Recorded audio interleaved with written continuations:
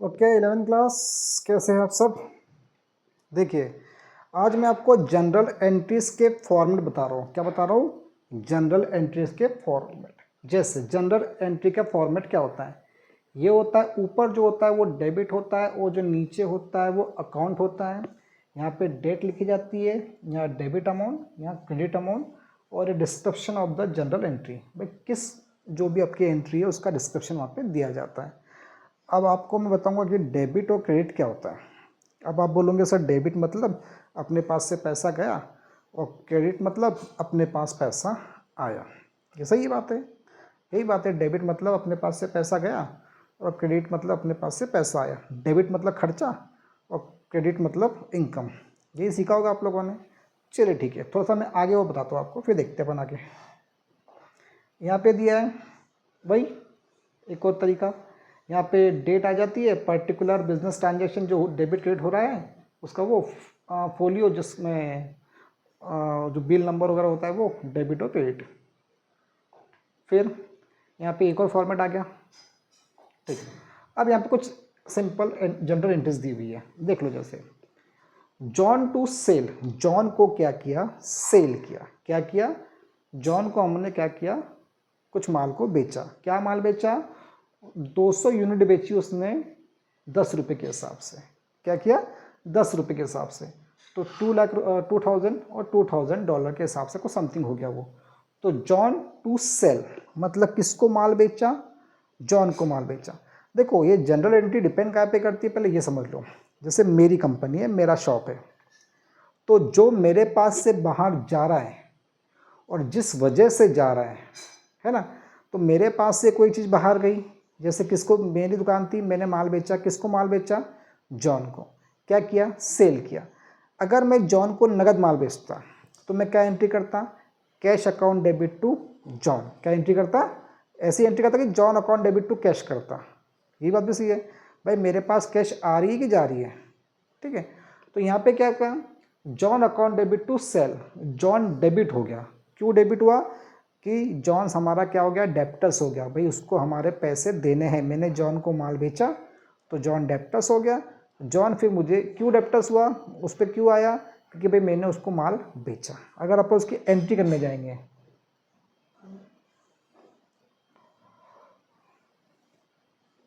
चलो है ना, कैसे करते हैं उसको देख लेते हैं।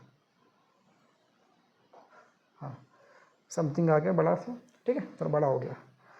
John account debit to sale इतने रुपीस में। जॉन डेबिट हो गया, क्रेडिट हो गया, क्योंकि जॉन को मैंने माल बेचा, सेल किया।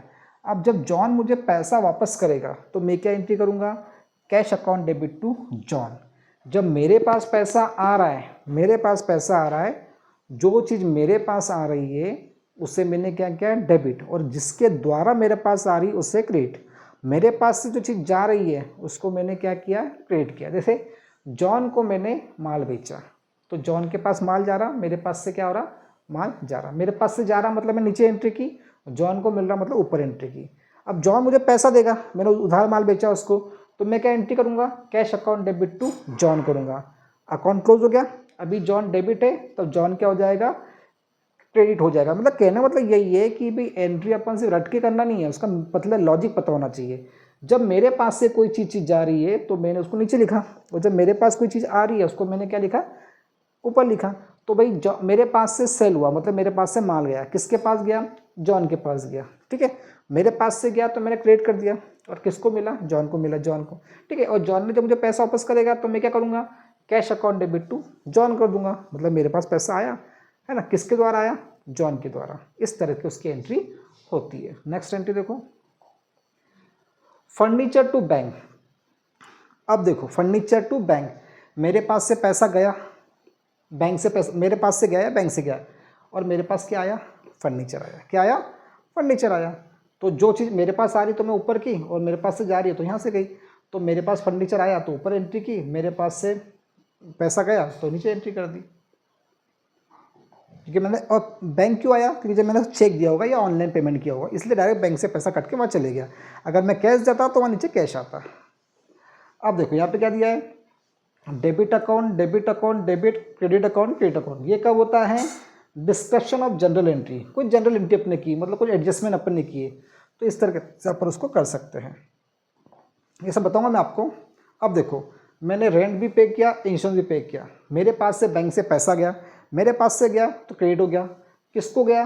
रेंट। किस लिए गया भाई? रेंट भी चुकाया मैंने और इंश्योरेंस का पैसा भी मैंने चुकाया। ठीक है। What is the format of the general, है ना, CPA exam definition? Turn to the memory into story, record your dream, make a list, draw double. ये सारी चीज़ें का यूज़ करके अपन क्या करते हैं? अकाउंटेंसी करते हैं। ठीक है। यहाँ पे देखो, ओपनिंग एंट्री होती है, फिर उसके बाद एडजस्टन एंट्री होती है, फिर क्लोजिंग एंट्री होती है, उसके बाद उसको रिवाइजिंग जनरल एंट्री करते हैं। ठीक है। ये सब चीज़ें अलग अलग तरह की एंट्रीज होती है। देखो, एंट्रीज के टाइप कौन कौन से हैं? एंट्री के टाइप कौन कौन से हैं? ये सारे एंट्री के टाइप है। ओपनिंग जनरल एंट्री जो स्टार्टिंग में आप करते हो, फिर उसके बाद उसमें एडजस्ट करते हो, फिर आखिर में क्लोजिंग एंट्री भी करते हो, और आखिर में उसको रिवाइजिंग जनरल एंट्री, मतलब कि कुछ एडजस्टमेंट आपको करने होते हैं तो वो एडजस्टमेंट आप वहाँ पे कर सकते हो। समझ में आया कि नहीं आपको?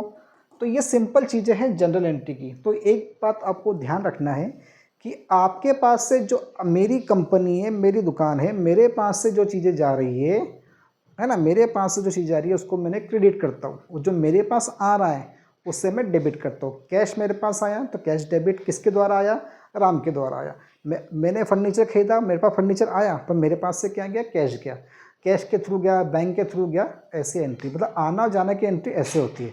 बट जो एडजस्टमेंट की एंट्री होती है वो अलग होती है, जो मैं आपको बाद में बताऊंगा। तो मैंने बस सिंपल तरीके से आपको एंट्री के कुछ चीज़ें बताई है, फॉर्मेट, छोटा सा वीडियो बना रहा हूँ मैं आपके लिए। फिर कल से मैं इसकी, मेरे पास बुक नहीं एक्चुअली 11th अकाउंट की, अगर मेरे पास जैसी बुक अवेलेबल हो जाती है तो मैं 11th अकाउंट के पूरे एक एक क्वेश्चन आपको बोर्ड पे सॉल्व करने वाला हूँ। और अभी 12th की बुक मिली मेरे को, पर उसके अंदर वो चैप्टर ही नहीं है जो मुझे है, इसलिए टाइम नहीं बना पाया।